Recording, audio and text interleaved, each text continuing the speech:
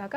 ఈ వాక్యంలోనికి వెళ్ళడానికి ముందు చిన్న ప్రార్థన చేసుకుందాం. పరిశుద్ధుడా గొప్ప దేవా నీకు స్తోత్రం రాజా. నిజమేనైనా ఈరోజు భాషల వరం గురించిన కొన్ని సత్యాలు మేము నేర్చుకుంటుండగా ప్రభా మీరే మాతో మాట్లాడమని. అవును తండ్రి, ఆత్మ లేని వాడైతే నీ వాడు కాదని చెప్పినావు తండ్రి. నాయన మేము ఆత్మ పూర్ణులుగా ఎలా జీవించాలో దానికి సాదృశ్యంగా ప్రభా నువ్వు మాకు ఇచ్చిన ఈ వరము గురించిన సత్యాలు నాయన నీ బిడ్డనైనా నేను పొందుకున్న అనుభవంలోకి వెళ్ళి మాట్లాడుతుండగా నీవే ప్రతి బిడ్డతో మాట్లాడి మాకు మనోనేత్రములు తెరిపించినైనా వింటున్న ప్రతి బిడ్డను నీ ఆత్మ చేత నీ భాషల వరము చేత నింపమని యేసునామములో ప్రార్థన వేడుకుంటూ పొందుకుంటున్నాం తండ్రి. ఆమేన్. ప్రైజ్ లార్డ్ అండి. దేవునికి మహిమ కలుగును గాక. మరి ఈరోజు దేవాది దేవుడు మనకిస్తున్న వాక్యాంశం ఏంటంటే ప్రేయింగ్ ఇన్ టాంగ్స్. మరి భాషల వరం అండి. భాషల్లో ప్రార్థన చేయట. దేవునికి మహిమ కలుగును గాక. ఈ వాక్యం గురించి నేను చాలాసార్లు చెప్పాలనుకున్నాను, కానీ ఈరోజు క్లుప్తంగా మీతో చెప్పాలనుకుంటున్నాను. అవును, ఎంతమంది అయితే భాషల వరము కోసం ఆశపడుతున్నారో, ఎంతమంది అయితే భాషల వరము నమ్ముతున్నారు కానీ మీకు రావట్లేదో, లేకపోతే ఉండి పొడగొట్టుకున్న వారు ఉన్నారో, అంటే ఆ ప్రార్థన రావట్లేదమ్మా ఇప్పుడు ఒకప్పుడు వచ్చిందని బాధపడుతున్న వారు ఉన్నారో, లేకపోతే మరి భాషల వరం కోసం అత్యాశక్తితో ఆశపడుతూ దేవా ఇంకెప్పుడు అని నువ్వు వేదన పడుతూ అడుగుతున్నావో, ఈరోజు దేవాది దేవుడు మరి నేను చెప్తున్న ఈ మాటల ద్వారా ఆయన కార్యములు చేయుచుండగా మరి ఆత్మదేవుడు మిమ్మల్ని నింపి ఆ భాషల వరంతో నింపునుగా కానీ కోరుకుంటున్నానండి. అవును, ఇది కేవలం నా ప్రార్థన మాత్రమే కాదు, ఇది దేవుని చిత్తమై ఉన్నదండి. Praise the Lord. దేవునికి మహిమ కలుగునుగాక. పౌలు భక్తుడు చెప్తున్న మాటలు మనకి తెలుసు కదండి. ఆయన మాట్లాడిన మాటలు మనకి తెలుసు, ఆయన పత్రికలలో రాస్తున్న మాటలు మనకి తెలుసు. ఆయన ఏమంటాడు అంటే, ఇదిగో మీ అందరికంటే ఎక్కువగా నేను భాషల్లో మాట్లాడుతున్నాను అంటున్నాడు, భాషల్లో ప్రార్థన చేస్తున్నాను అంటున్నాడు. అయినను తనకంటూ ఒక ముళ్ళు ఉందని కూడా మాట్లాడుతున్నాడు. అవునండి, మనం ఎంతగా ఆత్మలో ఎదిగితే అంత వేదన, శోధనలు, ఇబ్బందులు వస్తాయి. కానీ దేవుని కృప చొప్పున ప్రతి శోధన నుండి తప్పించడానికి దేవుడిస్తున్న నిజమైన వరము మరి భాషల వరం అని నేను నమ్ముతున్నాను. అంటే భాషల వరము లేనంత మాత్రాన పడిపోతామని కాదు, కానీ మరి దీనిని కోరమని దేవుడు కోరుకుంటున్నాడు. అవును, భాషల వరం చాలా ప్రాముఖ్యమైన వరం. అది భాషల వరం అంటే మనం పరలోక భాషలో దేవునితో డైరెక్ట్గా మాట్లాడుతున్న మాట అని మరి అని వాక్యము చెబుతుంది. మరి ఈరోజు ఆ వాక్యముల గురించి మనము ధ్యానిస్తుండగా మరి దేవాది దేవుడు ఒక్కొక్క మాట సత్యము మీకు మరి ఈరోజు కనువిప్పును దయచేయాలని వేడుకుంటున్నానండి. హల్లెలూయా. భాషల వరం మొట్టమొదటిగా మరి నేనెలా పొందుకున్నాననే ఒక మాట ద్వారా మిమ్మల్ని ప్రోత్సహిస్తూ మరి నా సాక్ష్యం ద్వారా మిమ్మల్ని ప్రోత్సహించాలనుకుంటున్నాను. గతంలో నా సాక్ష్యంలో చెప్పి ఉంటాను, మరలా చెప్తున్నానండి. అవును, భాషల వరం అంటే ఏంటో నాకు తెలియదు. అంత మాత్రమే కదా, అసలు పరిశుద్ధాత్మ అంటే తెలియదు. యేసు ప్రభు ఒక దేవుడనే మాట తెలిసిన సందర్భం మాత్రమే నేను విన్నాను. అంటే ఆయన ఒక దేవుడు, ఆయన అందరిలాంటి దేవుడు అనే పరిస్థితిలో నేను ఉన్నప్పుడు, అంత మాత్రమే తెలిసిన ఒక హిందువుగా నేను ఉన్నప్పుడు దేవాది దేవుడు నన్ను దర్శించాడు. నేను చనిపోతున్న సమయంలో దేవుడు నన్ను పట్టుకున్నాడండి. ఆ పట్టుకున్న సమయంలో ఏ రీతిగా ఒక టీవీ ప్రోగ్రాంలో జరుగుతున్న ఒక ప్రార్థన ద్వారా దేవుడు నన్ను దర్శించాడు. ఆ తల్లి అయితే భాషల్లో ప్రార్థన చేయట్లేదు, కానీ మరి నోటితోనే మాటలు, అంటే like she's using the words, తను మాటలతోనే ప్రార్థన చేస్తుంది. ఏంటి అంటే, ఇదిగో ఇక్కడ ఒక అమ్మాయి ఉంది, ఇదిగో పలానా పరిస్థితి అని నా పరిస్థితి గుండా డైరెక్ట్గా మాట్లాడుతూ, నువ్వు చనిపోవడం దేవుని చిత్తం కాదు, నువ్వు బతుకు అని చెప్తూ మాట్లాడుతున్న ఒక్క క్షణంలో, ప్రార్థన చేసిన ఒకే క్షణము, ఆ స్వరంని నేను విన్న మరుక్షణము జరిగిన సంఘటన ఏంటంటే ఆత్మదేవుడు నన్ను ఆవరించి నాలో ఉన్న సుసైడల్ స్పిరిట్ వెళ్ళిపోవడం మాత్రమే కాదు, నేను గట్టిగా ఏడుస్తున్నాను. నాకు తెలియకుండానే ఆ క్షణం నుండే తత్తరపడుతున్న భాషలు, అంటే నాలుక తడబడిపోయిన పరిస్థితి నేను అనుభవించానండి. అప్పుడు నాకు అర్థం కాలేదు, ఇదేంటో అనుకున్నాను. గత 1 సంవత్సరం నుండి పిచ్చిదాన్ని అయిపోయాను, అంటే మెంటల్గా సిక్ అయిపోయాను. కాబట్టి అందుకే నా నాలుక ఇలా తడబడుతుంది. నేను ఎవరితో మాట్లాడలేదే, నేను సంవత్సరం నుండి చీకటి పరిస్థితిలో నేను ఉన్నాను, కాబట్టి అందుకే ఇలా అవుతుందా అని చెప్పేసి ఒక 1 మంత్ అండి, హల్లెలూయా, ఇదిగో ఒక 1 మంత్ మట్టికి నేను ఆలోచన చేస్తూ ఉన్నాను, ఏంటిది, నా నోటి నుండి ఏమొస్తుంది అనేది నాకు తెలియదు. నేనైతే ఆ దినమే దేవుణ్ణి పట్టుకున్నాను, అంటే దేవుడు నన్ను పట్టుకున్నాడు. ఆ వారం నుండే నేను చర్చికి వెళ్ళడం ఆరంభించాను. మరి ఆ తర్వాత మరి ఒక సిస్టర్ నన్ను అడగడం వలన ఉమెన్స్ కాన్ఫరెన్స్ మార్చ్ 8th రోజు జరుగుతున్న ఉమెన్స్ కాన్ఫరెన్స్కి ఇన్విటేషన్ ఇచ్చింది. అప్పటికి నేను 1 month baby in the lord, దేవుని నమ్ముకొని దేవుని వైపు తిరిగి ఆ మరణ పరిస్థితి నుండి లేవనెత్తబడి కేవలం ఒక 1 మంత్, ఫిబ్రవరి 6 నుండి మార్చి 8కి కేవలం ఒక 1 మంత్ సమయమే.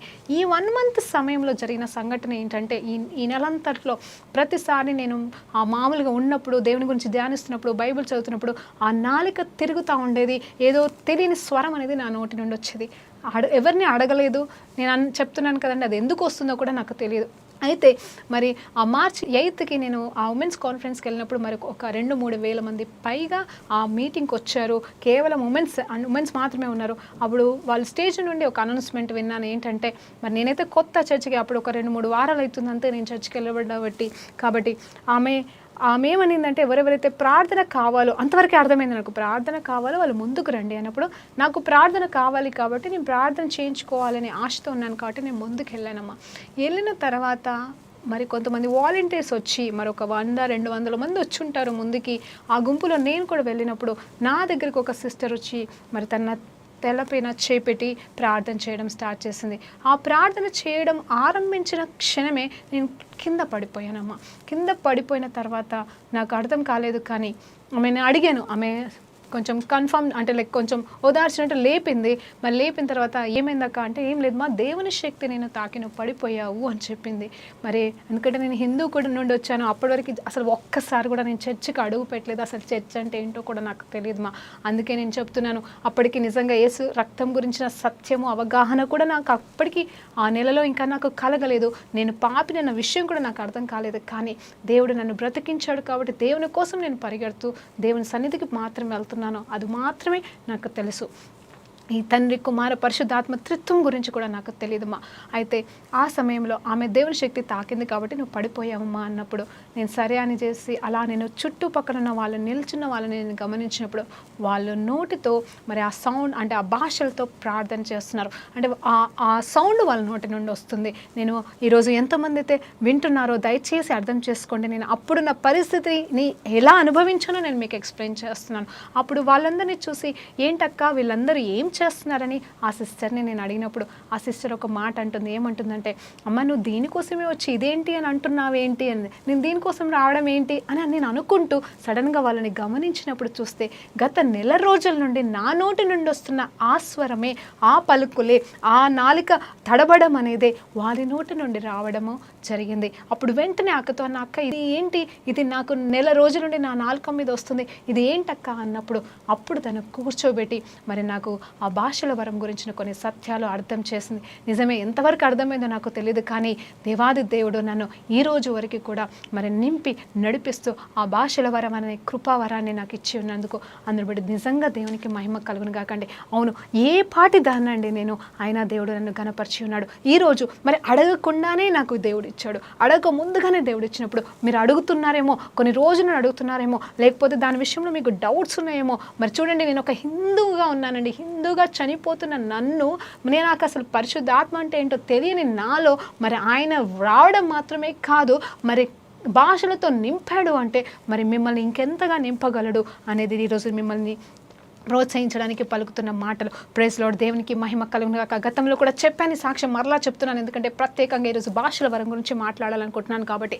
అవును, ఈ భాషల వరం గురించి పౌలు భక్తుడే కావచ్చు, మరి పాత నిబంధన ప్రకారంగా కావచ్చు, కొత్త నిబంధన ప్రకారంగా కావచ్చు, ఏ నిబంధన మనం చూసినా కానీ ఒకటి మాత్రం నిజము, ఇది దేవుని భాషగా ఉంది. ఈ భాషలో మనం మాట్లాడినప్పుడు దేవునితోనే మనం మాట్లాడుతున్నామంట. ఈ భాష మన ఆత్మకి, దేవుని ఆత్మకి మరి కలిసిపోయిన మాట అంట. హల్లెలూయా. అవునండి, మనం ఎవరమే ఉన్నామంటే మనము శరీరంలో జీవిస్తూ మనం ఆత్మే ఉన్నాము, మనకంటూ ప్రాణం ఉందండి. హల్లెలూయా. ఇదిగో మనం ఏమై ఉన్నామంటే మనలో ముగ్గురు ఉంటారు, ఒకటి ఆత్మ, ప్రాణం, శరీరం. అవును, నేను అంటే 3 కలిపితేనే నేను అవుతాను. కాబట్టి అవును, ఆత్మ అనేది మన ఆత్మ అనేది దేవుని ఆత్మతో ఏకం అవ్వాలి అంటే ఎప్పుడు అవుతుంది అంటే దేవుని చేత మనం రక్షణ పొందుకొని ఆత్మ చేత మనం నింపబడిన వారిగా ఉన్నప్పుడు మన ఆత్మ ఆయన ఆత్మతో ఏకమైపోతుందండి. హల్లెలూయా. దేవునికి మహిమ కలుగును గాక. ఇదిగోండి, దేవుడు చెప్తాడు కదా ఒక మాట, ఏంటంటే మీరు నాలో ఉండి నాలో అంటుకట్టుకొని నాతోనే ఉండడానికి పిలువబడిన వారుగా ఉన్నారు, మీరు నా నుండి వేరే ఏమీ చేయలేరు అంటుంటే, ఆ వేరవ్వడం అనేది ఏ విషయంలో అంటే శరీర విషయంలో కాదు, ప్రాణం విషయంలో కాదు, కానీ ఇదిగో ఆత్మ విషయంలో దేవుడు మాట్లాడుతున్నాడు. అవును, ఈ శరీరంలో మరి నేను ఈ రీతిగా డ్రెస్సింగ్ వేసుకొని నిలబడినంత మాత్రం దేవునితో పోలిన దాన్ని కాదు కదండి, దేవునిలాగా నేను నిలబడేదానికి కాదు, కానీ ఇదిగో నా ఆత్మ ఏ రీతిగా ఉందో దాన్ని బట్టి ఆయన పోలికలో మనం ఉన్నవారం అవుతాం, ఆయనతో పాలు భాగస్థులం అయిపోతాం, ఆయన లాగా అవుతాము, ఆయనతో అంటు కట్టుకొని ఉంటాం. ఇదన్నీ కార్యాలు కూడా మనకి ఆత్మలోనే జరుగుతుంది. మనం దేవుడు ఏ రీతిగా అయితే ఆత్మయ్య ఉన్నాడో మనము కూడా ఆత్మయ్య ఉన్నాము. దేవుడు కోరుకుంటుంది ఏంటంటే ఈ ఆత్మ లోకానుసారమైన రీతిగా జీవిస్తుందా, లేకపోతే దేవుని చిత్తానుసారంగా జీవిస్తుందా, దేవుని ఆత్మకి లోబడుతూ దేవుని ఆత్మతో ఏకమైపోయి దేవునిలాగా జీవించడానికి ఇష్టపడితే అది దేవుని బిడ్డలము, ఆత్మానుసారంగా జీవించువారము, ఆత్మానుసారంగా నడిపించువారమని రోమన్స్ రాసిన పత్రిక 8వ అధ్యాయంలో రాసినట్టుగా ఆ వాగ్దానాలు మన పట్ల నెరవేర్చబడతాయి. లేదా శరీరానుసారంగా జీవిస్తే మనము దేవునికి సంబంధము లేని వారిగా ఉన్నట్టే, దేవుని గురించి తెలియని వారు ఏ రీతిగా లోకంలో ఉన్నారో వారికి మనకి ఇంకా తేడా లేని వారిగా మనం జీవిస్తాము. కానీ అది కాదండి దేవుడు మన నుండి కోరుకుంటుంది. ఎప్పుడైతే నువ్వు సంపూర్ణమైన రక్షణ అనుభవంలోకి వస్తావో, అవునండి యేసు ప్రభు నాకు కావాలి, యేసు ప్రభు లేకుండా నేను ఉండలేను, ఆయనే నాకు ప్రభువు రక్షకుడు అని చెప్పేసి నీ జీవితాన్ని ఆ మొట్టమొదటి దినమున నువ్వు సమర్పించుకుంటున్నావో ఆ క్షణమే ఆత్మస్వరూపుడు నీలోనికి రావడం మాత్రమే కాదు, నీ ఆత్మ ఆయన ఆత్మతో అంట కట్టుకొని పోతుందటమ్మా. హల్లెలూయా, దేవునికి మహిమ కలుగును గాక. నీ ఆత్మ ఆయనతో అంటగట్టుకొని పోయిన తర్వాత ఆ ఆత్మ అనేది ఆయనతో మరి ఏకముగా మరి నడుస్తూ ఉంటుందంట. కానీ మనలో ఉన్న ప్రాణం, శరీరం అనేది ఏం చేస్తుందంటే అది బ్రతికుంది కాబట్టి, దానికి లోకాశలు ఉన్నాయి కాబట్టి, ఆ ప్రాణం అనేది లోకాన్ని చూస్తూ ఉన్నది కాబట్టి అది వాటిని ఆశిస్తూ మరి దేవునికి సంబంధించిన వాటిని ఆశించిన పొందుకోలేని స్థితిలో ఉంటుంది కాబట్టి దానికి దూరమైపోతూ మరి ఆత్మని మరి చల్లార్చేలాగా చేసి మనలో ఉన్న పరిశుద్ధాత్మని దుఃఖపరిచే పరిస్థితి చేసేది కేవలం మనలో ఉన్న శరీరము, మనలో ఉన్న ప్రాణం మట్టుకే. ఇప్పుడు మనము దేనికి మరణించాలి అంటే లోకానికి మనం మరణించి దేవునిలో మనం జీవించవారినగా మరి బాప్తిజం సూచిస్తుంది. అంటే ఎప్పుడైతే మనం ఆ బాప్తిజంలో పాలు భాగస్సులు అవుతామో మన శరీరంని మరి నుంచి లేపుతున్నాం కదా, కాబట్టి అప్పటి నుండి మన శరీరము మరి మనం అదొక గుర్తుగా, అవును నేను దేవుడిలో ఉన్నాను, దేవునిలో పుట్టాను, ఈ శరీరం సజీవ యాగంగా దేవునికి సమర్పిస్తున్నాను అనే సత్యము నుండి మనము దూరం కాకుండా జీవించడానికి బాప్తిజం అనే ఒక కార్యము మనల్ని జాగ్రత్త పరచడానికి, కాపాడడానికి మాత్రమే దేవుడు మన కోసం ఏర్పాటు చేశాడు. అవునండి, మనం ఆత్మానుసారమే ముఖ్యము. మొట్టమొదటిగా నిజంగా మరి మునిగి తేలడంలో ఏమీ లేదు, కానీ అదొక క్రియ రూపంలో మన శరీరానికి కూడా సాదృశ్యంగా మరి శుద్ధీకరణ జరుగుతుంది. కాబట్టి దేవుడు చేస్తున్న ఆత్మకార్యాలు మనలో జరుగుతుంది. ఇక ప్రాణం గురించి వస్తావా, మధ్యలో ఉన్న ప్రాణాన్ని గురించి ఆలోచన చేస్తే ఆ ప్రాణము ఇటు శరీరంకి అంటే ఇటు లోకానికి ఇటు ఆత్మకి మధ్యలో కొట్టుకులాడుతూ ఉంటుంది.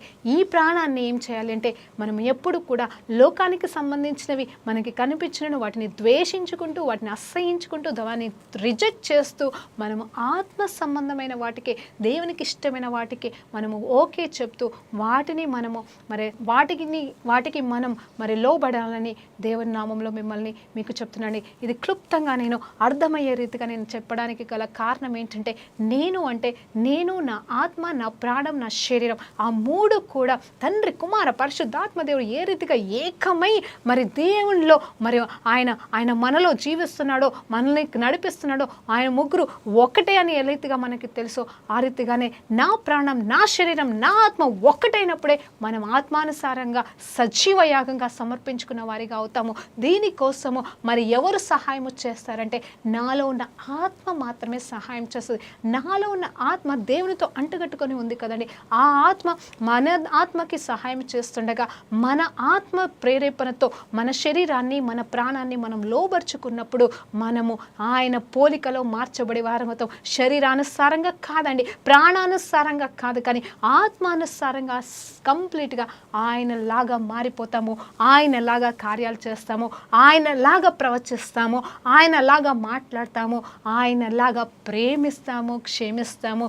ఇదే అండి దినదినము యేసు స్వరూపంలోకి మార్చబడడం అంటే. దీనన్నిటికీ కూడా కారణము మరి నిజంగా చెప్పాలంటే ఒక్కటే కారణం. నేను అంటున్నాను, వాక్యంలో ఎదగటం వల్ల మనము మార్చబడతాము, దేవుని దర్శనాల వల్ల మార్చబడతాము, దేవుడితో గడపడం వల్ల మార్చబడతాము, వీటన్నిటిలో కూడా మనం మార్చబడతాము అనేది ఎంత నిజమో భాషల వరము ద్వారా కూడా మనము త్వరగా, అతి త్వరగా మార్చబడతామని నేను చెప్తున్నాను. ఉదాహరణ చెప్తున్నానండి. అక్కడ రోమన్స్ 8 ప్రకారంగా చూసినప్పుడు ఒక మాట ఉంటుంది, పరిశుద్ధాత్మ దేవుడు మనకి సహాయము చేస్తాడు, ఎందు నిమిత్తము ప్రార్థించుటకు, ఎలా ప్రార్థన చేయాలో మనకి తెలియనప్పుడు, ఎప్పుడు ఎవరికి ఏ రకంగా ప్రార్థన చేయాలో మనకు తెలియనప్పుడు అంట ఆయన మనకి ప్రార్థన చేయడం నేర్పిస్తాడంట.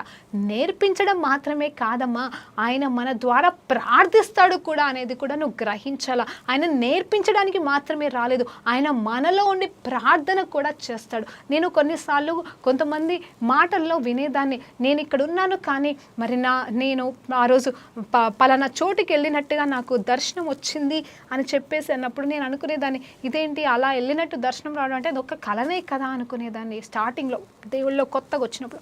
కానీ ఆ అనుభవాన్ని నేను కూడా అనుభవించడం ఆరంభించిన తర్వాత నాకు అర్థమైంది ఏంటంటే, దేవాది దేవుడు ఆత్మస్వరూపుడు, మన ఆత్మని ఆయన తీసుకెళ్ళడం కాదు, కానీ ఆయన ఆత్మతో మనము జతపరచబడిన వారం కాబట్టి ఆయన ఆత్మ ఎక్కడికి వెళ్తుందో మనం కూడా అక్కడికి వెళ్తాం కదండి. హల్లెలూయా. ఎజ్కేల్ గ్రంథంలో చూసినప్పుడు ఎంత చక్కటి ఉపమానం, అంటే ఎంత చక్కటి ఎక్స్ప్లెనేషన్ ఉంటుంది అంటే, మీరు వీలైతే 1వ అధ్యాయం చదవండి. రిఖబబ చంద్రబ. అవును, నిజమే కదా, దేవుడు మాట్లాడుతున్నాడు అక్కడ. ఇదిగో అక్కడ ఎలా అంటే అక్కడ చక్రాల గురించి రాయబడింది, అలాగే దూతల గురించి రాయబడింది. ఆయన దూతలంట ఎక్కడికి వెళ్తారు అనేది చూస్తే, దేవుని ఆత్మ ఎక్కడికి వెళ్తే ఆ దూతలు అక్కడికి వెళ్తారంట. ఆ దూతలు ఎక్కడికి వెళ్తే ఆ చక్రాల రూపంలో ఉన్నవా అవి కూడా వెళ్తాయి. అంటే ఆ చక్రంలో ఏముంది అనేది చూస్తే దేవుని ఆత్మ ఉందంట. చూడండి, అసలు ఆ రకంగా చూస్తే నేను ఆత్మ అనేది దేవుడితో జతపరచబడితే దేవుడు ఎక్కడ ఉంటాడో సర్వాంతర్యామిగా నువ్వు నేను ఉండమా అని ఈరోజు నేను మిమ్మల్ని జ్ఞాపకం చేస్తున్నాను. అవును, ఈరోజు నేను భాషల వరం గురించి మాట్లాడాలనుకున్నాను, కానీ ఎందు నిమిత్తం ఆత్మ గురించి మాట్లాడుతున్నానో నాకు తెలియదు. కానీ దేవాది దేవుడు మాట్లాడుతున్న మాట ఏంటంటే, ఆయన ఆత్మ చేత ఏకమైన వారిగా మనం ఉండడం అనేది ఆయన సంకల్పిస్తున్న నిజమైన పిలుపు, నిజమైన రక్షణ ఆనందం, నిజమైన సంపూర్ణ రక్షణకి గుర్తు అని చెప్తున్నానమ్మా దేవుని నామంలో. హల్లెలూయా. అప్పుడు మనము పాపము చేయడానికి మన ఆలోచనలు రానే రావసలు. శరీరం అనేది నశించిపోతుంది కదమ్మా. ఆ శరీరం అనేది చచ్చిపోయింది అనగానే ఉంటుంది. లోకానుసారమైన జరుగుతున్న దేనికి ప్రభావితము పొందదు. మన ప్రాణము దీనికోసం దానికోసం కొట్టుకోదు. కానీ ఇదిగో ఆత్మ ఎక్కడికి వెళ్ళను అక్కడికే మన శరీరము మన ప్రాణము కూడా వెళ్ళును గాక అని దేవుడు చెప్తున్నాడు. ఆ రీతిగా మనము ఆత్మలో బలపరచబడాల. మనలో ఉన్న అంతరంగ పురుషుడు హల్లెలూయా ఆయనతో మరి సహవాసము చేయాలి అంటే మొట్టమొదటిది వాక్యముతో గడిపినప్పుడు మాత్రమే చేయగలము. అలాగే మరి వాక్యం అంటే ప్రార్థనలో, వాక్యంలో, అలాగే భాషల గురించి. మరి భాషల గురించి 2 రకాలుగా నేను చెప్పగలనండి. అదేంటంటే, 1 కొరింథీ రాసిన పత్రిక 12వ అధ్యాయంలో మనం చూసినప్పుడు అక్కడ ఏమని ఉంటుందంటే, gift of the Holy Spirit అని ఉంటుంది. 1 కొరింథీ రాసిన పత్రిక 12వ అధ్యాయంలో మనకి తెలుసు అక్కడ ఏమున్నాయి, వరాలు ఉన్నాయి. 12 వరాలు ఉన్నాయండి. హల్లెలూయా. మరి అది మీకోసం నేను చదవగలిగినప్పుడు మరి అవన్నీ కూడా ఆత్మ వరాలని కూడా చెప్పబడుతున్నాడు. చూడండి, నేను చదువుతున్నాను. కృపా వరములు నానా విధములు, అవి నానా విధములుగా ఉన్నాయి. చూడండి, నానా విధములుగా ఉన్నవి, కానీ ఆత్మ ఒక్కడే. చూడండి, ఆత్మ ఒక్కడేనటండి. మరియు పరిచర్యలు నానా విధములుగా ఉన్నవి, కానీ ప్రభువు ఒక్కడే. నానా విధములైన పరిచర్య, నానా విధములైన కార్యములు కలవు, కానీ అందరిలోనూ అన్నింటిలోనూ జరిగించి వాడు దేవుడు ఒక్కడే. ఆయనను అందరి ప్రయోజనము కొరకు, చూడండి, అందరి ప్రయోజనము కొరకు ప్రతి వానికిని ఆత్మ ప్రత్యక్షత అనుగ్రహింపబడుచున్నది. అందరి కోసం అండి, ఒక్కరి కోసం కాదు, నా కోసం కాదు, కానీ అందరి కోసం అంట. హల్లెలూయా. ఎలాగున ఒకనికి, చూడండి, ఎలాగున ఒకనికి ఆత్మ మూలముగా బుద్ధివాక్యమును, మరి ఒకరికి ఆత్మ అనుసరించుట వలన జ్ఞానవాక్యమును, మరి ఒకరికి ఆత్మ వలననే విశ్వాసమును, మరి ఒకరికి ఆత్మ వలననే పరిశుద్ధ స్వస్థపరచు వరమును, మరి ఒకరికి అద్భుత కార్యములు చేయు శక్తియు, మరి ఒకరికి ప్రవచన వరమును, మరి ఒకరికి ఆత్మల వివేచన వరము, మరి ఒకరికి నానా విధముల భాషములు, మరియు ఒకరికి భాషలు అర్థము చేసుకునే వరమును. హల్లెలూయా. ఇలా చదువుకుంటూ పోతే మొత్తం 12 వరాల గురించి రాయబడింది. అక్కడ నేను అడుగుతున్నానండి, నిజంగా చెప్పాలి అంటే ఇక్కడ ఏమనుందంటే భాషల వరం ఉంది. భాషల వరానికి సంబంధించిన మీనింగ్ కూడా తెలుపగల వరం కూడా ఉందంట. భాషలకు సంబంధించిన 2 వరాలు ఉన్నాయి ఇక్కడ. హల్లెలూయా. చూడండి, భాషల వరం అనేది ఒక వరము, అది వరముగా ఇవ్వబడుతుంది. నానా రకములైన ఏముందండి, నానా రకములైన మరి ఇక్కడ ఏమంటారు, ఇక్కడ వరాలు ఇవ్వబడినాయి. ఎవరి కోసము? మరి సంఘ ప్రయోజనం కొరకు, అందరి మేలు కొరకు అని చెప్తున్నాడు. అంటే ఇక్కడ ఏ ఆత్మ వరమును చూసినా, అంటే అక్కడ స్వస్థత కావచ్చు, జ్ఞానవాక్యమే కావచ్చు, మరి బుద్ధివాక్యమే కావచ్చు, లేకపోతే ప్రవచన వాక్యమే కావచ్చు, లేకపోతే వివేచన వరమే కావచ్చు, ఆ ప్రతి స్వస్థత అండి, ఇవన్నీ కూడా మరి అందరి మేలు కొరకే. అలాగనే భాషల వరం కూడా అందరి మేలు కొరకే అని కూడా రాయబడింది. ఈ అందరి మేలు కొరకు ఇవ్వబడిన ఈ భాషల వరము ఒకవేళ నీకు లేకపోతే నీ ఎదుట ఉన్న వారి ద్వారా నీకు మేలు కలగడానికైనా ఉండొచ్చు. అవునండి, స్వస్థత వరం అందరికీ ఉండదు, భాషల వరం అందరికీ ఉండకపోవచ్చు, కానీ ఒకటి మాత్రం నిజం, ఈ వరం అనేది మరి దేవాది దేవుడు కొందరికి అన్ని ఇస్తాడు, కొందరికి కొన్ని ఇస్తాడు. అది కూడా ఉందండి కింద ఒక్కొక్కరికి. చూడండి, అయినను వీటన్నింటిని ఆత్మ ఒక్కడే తన చిత్తము చొప్పున ప్రతి వానికి ప్రత్యేకముగా పంచి ఇచ్చెను, కార్యసిద్ధి కలుగజేయుచున్నాడు. చూడండి, ఇచ్చి కార్యసిద్ధి అంటే ఆయన కార్యాల నిమిత్తము ఆయన ఎవరిని ఏ రకంగా పిలుచుకొని ఎన్నుకొని వాడుకోవాలనుకుంటున్నాడో దాన్ని బట్టి ఈ వరాలన్నీ కూడా వారికి ఇవ్వబడతాయంట. అది ఎవరికండి? మనకే. ఎక్కువ కాదు, అది నువ్వు విశ్వాసమైనా, నువ్వు సేవకుడివైనా, నువ్వు ఒక క్రైస్తవుడివి, దేవుని నమ్ముకుని దేవుని ఆత్మని పొందుకున్న వాడివైతే, ఆత్మనండి, ఆత్మ లేని వారికి ఈ వరాలు వర్తించవు, ఈ వరాలు లేనే లేవు. నువ్వు ఎన్ని సంవత్సరాలు నేను క్రైస్తవుడిగా పుట్టినా నీకు ఈ వరాలు వర్తించవు. నువ్వు ఆత్మ కలిగిన వాడవైతేనే, ఆత్మ చేత నింపబడిన వాడవైతేనే, పరిశుద్ధాత్మ చేత, అవునండి, యేసు ప్రభే నా దేవుడని నీవు రక్షణని అనుభవించిన వాడవైతేనే ఈ 9 వరాలు మరి దేవాది దేవుని నామంలో మనకి ఇవ్వబడతాయి. అవునండి, క్షమించండి, నేను 12 అని తప్పు చెప్పానేమో, కానీ అది 9 వరాలు. అవునండి, దేవుడు మనతో మాట్లాడుతున్న మాట ఏంటి అంటే ఈ వరాలు అనేవి ప్రతి ఒక్కరికి కూడా ఇవ్వబడ్డాయి.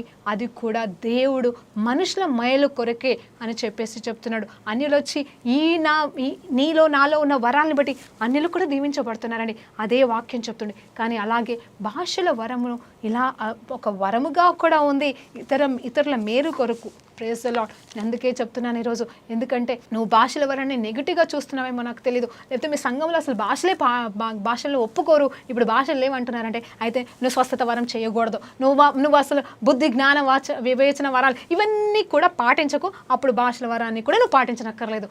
ఇవేవి నమ్మకుండా వాటిని కూడా నమ్మకూడదని చెప్పేసి దేవుని నామములో మిమ్మల్ని హెచ్చరిస్తున్నానమ్మా. దయచేసి జ్ఞానము లేని వారిలాగా జీవించకండి క్రైస్తవులారా, జ్ఞానము కలిగిన వారిగా మీరు జీవించాలని కోరుకుంటున్నాను. అవును, భాషల వరం అనేది దేవుడు అందరికీ ఇవ్వకపోయినా కొందరికన్నా ఇస్తాడు. లేని వారు అడగొచ్చు, ఉన్నవారు అడగొచ్చు. దేవునికి మహిమ కలుగును గాక. మరి ఇది ఒక కోణం అయితే, భాషల వరంలో ఇంకొక కోణం ఏంటంటే ఇంకొక రకంగా అంటే ఇన్ఫిల్లింగ్ ఆఫ్ ద స్పిరిట్. హల్లెలూయా. అంటే ఆత్మ చేత నింపబడుట. చూడండి, నేను నా సాక్ష్యమే చెప్పాను కదండి, మొట్టమొదటి దినము నుండే నాకు ఆ నాలికలో తేడా అంటే నేను నింపబడ్డాను. ఇక మన భాషలోకి వచ్చేస్తే నేను భాషల వరం చేత మొట్టమొదటి నుండే నింపబడ్డాను. అది నాకు ఈ 9 వరాలలో ఒక వరముగా నేను పొందుకున్నానంటారా, లేకపోతే అది ఆత్మదేవుని కార్యము, చనిపోవాల్సిన నన్ను బతికించుకున్న ఆత్మకార్యం వల్ల జరిగిన ఇన్ఫిల్మెంట్ అంటారా? మీరే ఆలోచన చేయండి. నేను ఒకటే మాట అంటాను, ఏంటంటే నాకు అర్థమైంది ఏంటంటే ఇది సెకండ్, ఇది నాకు భాషల వరం అనే గిఫ్ట్ కాదు, కానీ ఇది ఏ గిఫ్ట్ అంటే ఇన్ఫిల్లింగ్ ఆఫ్ ద స్పిరిట్. ఆయన భాషల వరం అనే ప్రత్యేకమైన బహుమానాన్ని దేవుడు నాకు ఇచ్చి ఉన్నాడని నేను నమ్ముతున్నానమ్మా. హల్లెలూయా. దేవునికి మహిమ కలుగును గాక. ఇది ఎందుకోసము అంటే ఇది కూడా అందరి మేలు కొరకే, ఇది కూడా మొట్టమొదటిగా నా మేలు కొరకని దేవుడి వాక్యం ద్వారా మాట్లాడుతున్నాడు. నా అంతరంగ పురుషుణ్ణి నేను బలపరచుకోవడానికి, నా ఆత్మని బలపరచుకోవడానికి, ఇప్పటిదాకా చెప్పాను కదండి, నా ఆత్మని నేను బలపరచుకోవాలి అంటే, మరి నేను శరీరానుసారమైన జీవితం జీవించకుండా జీవించాలి అంటే నా ఆత్మ బలము పొందుకోవాలి. నా ఆత్మ బలము పొందుకోవాలి కావాలంటే రెండే మార్గాలు, ఒకటి వాక్యము, రెండోది దేవునితో గడపాలి అంటే కావాల్సిన ప్రార్థన జీవితము, అదే భాషల వరం అండి. హల్లెలూయా. నువ్వు భాషల్లో ప్రార్థన చేసినప్పుడు దేవాది దేవునితో నువ్వు డైరెక్ట్ నీ ఆత్మలో ఏకమై నువ్వు మాట్లాడుతున్నప్పుడు నీ మనసుకు అర్థము కాదు, అది లోకానికి అర్థము కాదు, అది సాతానికి అర్థం కాని భాష, కానీ నీ ఆత్మకు ఆయన ఆత్మకి అర్థమైపోతుంది. కాబట్టి ఆటోమేటిక్గా కార్యాలు జరుగుతాయి. నీ ద్వారా కొన్ని కార్యాలు జరుగుతాయి, నీ ద్వారా కొన్ని అద్భుతాలు జరుగుతాయి, కొన్ని నిర్ణయాలు తీసుకోవాల్సిన పరిస్థితిలో నీకు జవాబు కలుగుతుంది. ఇక్కడ ఏంటంటే నువ్వు ఇక్కడ భాషలో వరం అనే వరాన్ని నువ్వు ఉపయోగించట్లేదు, గిఫ్ట్ ఉపయోగించట్లేదు, కానీ ఇక్కడ నువ్వు భాషలో ప్రార్థన అనే దాన్ని, అవునండి, infilling of the spirit is for praying in tongues, ఇది ప్రార్థన చేయడానికి. దీన్ని నువ్వేం చేస్తావంటే ఇతరుల మేలు కొరకు, ఇతరుల కోసం ప్రార్థించడం కొరకు, మరి నిన్ను నువ్వు బలపరచడానికి నువ్వు వాడుకునే ఇది ఒక వరం అని దేవుని నామంలో మీకు జ్ఞాపకం చేస్తున్నాను. ఈ రోజులలో ఎంతోమంది నమ్మలేకపోతున్నారు, కానీ నేను సాదృశ్యంగా ఉన్నాను, అంటే నేను సాక్షిగా ఇక్కడ నేను మీతో మాట్లాడుతున్నాను. ఖచ్చితంగా ఈ వరాన్ని కోరుకోండి. మరి అన్నిటికంటే ఈ వరాన్ని ముందుగా కోరుకోండి. ఈ రెండింటి మధ్య డిఫరెన్సెస్ అని చెప్పే అంత జ్ఞానం నాకు లేదు, కానీ ఈ కొద్ది ఉదాహరణతో నేను చెప్పగలిగితే మరి దేవాది దేవుడు మీకు ఇంకా బాగా అర్థం చేయగలుగుతాడని నేను నమ్ముతున్నాను. Praise Lord. దేవునికి మహిమ కలుగును గాక. ఆ తర్వాత మరి ఇంకను మరి యూదా పత్రికలో చూస్తే అక్కడ ఏమంటుండే, ప్రతి దినము ప్రతి విషయంలోనూ మరి ఆత్మలో ప్రార్థన చేయండి అని చెప్పేసి ప్రోత్సహిస్తున్నాడు యూదా భక్తుడు. అవును, ఆయన చెప్పినట్టుగానే ప్రతి విషయంలో అన్ని వేళలో ఆత్మానుసారమైన ప్రార్థన మనం చేసినప్పుడు దేవుని చిత్తం ఏంటో కూడా మనకు తెలుసుకోగలుగుతాము. దేవుని చిత్తము మనం తెలుసుకోవడం చాలా కష్టమండి ఈ లోకంలో మనము వాక్యం చదివినప్పుడు కూడా ఇదేనేమో దేవుడు చెప్తున్నాడని కూడా ఒక్కొక్కసారి మనం మోసపోతూ ఉంటాం, ఎందుకంటే నా అనుభవంలో. కానీ ఎప్పుడైతే నువ్వు భాషల వరాన్ని వాడుకొని, ఒకవేళ నీకుంటే మాత్రం దయచేసి రోజు కొంచెం సేపు నువ్వు భాషలో ప్రార్థన చేయమని దేవుని నామములో వేడుకుంటున్నాను. ఎందుకంటే ఆ ప్రార్థన మనల్ని విడుదల ఇస్తుంది, సత్యాన్నిలోకి నడిపిస్తుంది అని చెప్తున్నాను. Praise Lord. దేవునికి మహిమ కలుగును గాక. ఇంకొక మాట అంటాను, ఆత్మానుసారంగా పింపబడిన ఒక స్టెఫెను లాగా మనం జీవించాలి. ఆయనని చూసినప్పుడు పరలోక దూతల్ని చూసిన అనుభవం అనేది ఎదుటి వారికి కలిగిందంట. ఆయన అంత ఆత్మలో పూర్ణుడై ఉన్నాడు కాబట్టి యేసు ప్రభు లాగా మరి చనిపోతూ రాళ్లతో కొట్టబడి ఇంకా ప్రాణం ఊపిరితో ఉన్నప్పుడు ఒకవైపు పరలోకంలో ఉన్న తండ్రి, కుమార, పరిశుద్ధాత్మ దేవుని ముగ్గురిని చూస్తున్నాడంట అండి. అవును, పరలోకంలో అసలు యేసు ప్రభుతో తండ్రి దేవునితో పాటు కుడిపాశన కూర్చున్న యేసును చూస్తున్నాడు అనే దర్శనం అసలు ఎవ్వరూ చూడలేదండి. ఆయన మాత్రము చూడగలడు. ఎందుకంటే ఆయన ఆత్మలో చూశాడో నేత్రాలతో చూశాడో నాకు తెలియదు, కానీ ఆయన మాత్రం చూశాడు. అంతగా ఆత్మచేత నింపబడ్డాడు. ఆ వరం ఇంకా ఎవరికి పుట్టలేదు, దొరకలేదండి ఇంతవరకు. కేవలం స్టిఫెన్ గారికే దొరికింది. ఆయన చెప్తున్న మాట ఏంటంటే, యేసు ప్రభులాగా వీరేమి చేస్తున్నారో వీరికి తెలియదు, వీళ్ళు క్షమించమని యేసు ప్రభు శిలువ మీద పలికిన మాటలు ఈయన మాత్రమే బైబిల్ అంతటిలో పలకగలిగాడు. అంటే అది కేవలం ఆత్మానుసారమైన నడిపింపు.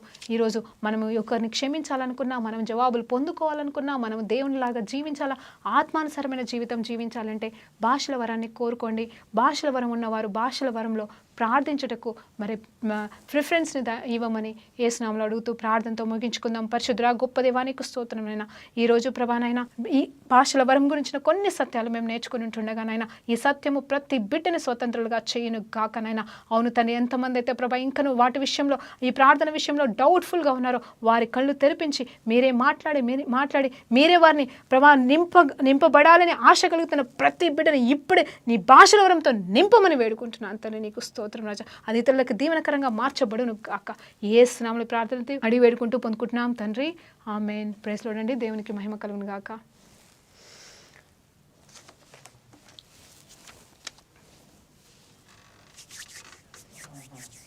అయిపోయిందా?